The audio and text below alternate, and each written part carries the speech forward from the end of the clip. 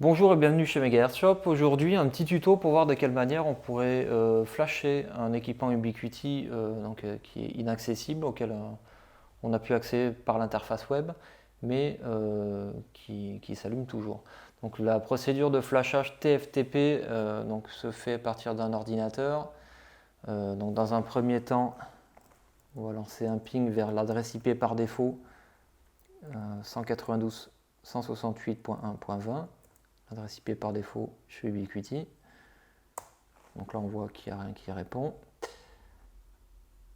Ensuite l'application TFTP, donc c'est un client TFTP qui va permettre d'envoyer le firmware dans l'appareil.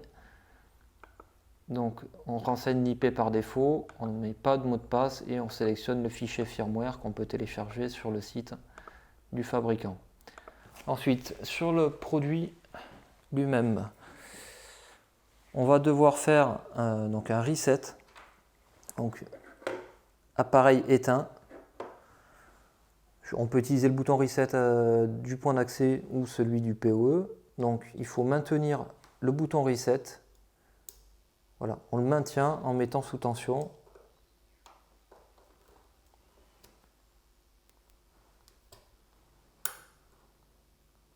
Donc les deux LED du milieu s'allument.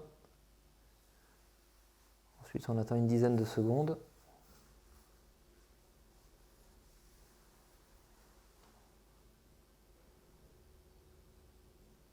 Elles se mettent à clignoter, on ne relâche toujours pas le bouton reset.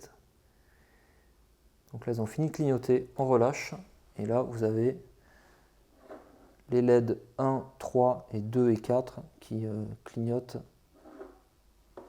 alternativement. Donc là sur le PC on voit que maintenant le point d'accès répond au ping en 1.20. Donc après avoir mis l'IP, on laisse le mot de passe vide, on sélectionne le firmware et on clique sur Upgrade.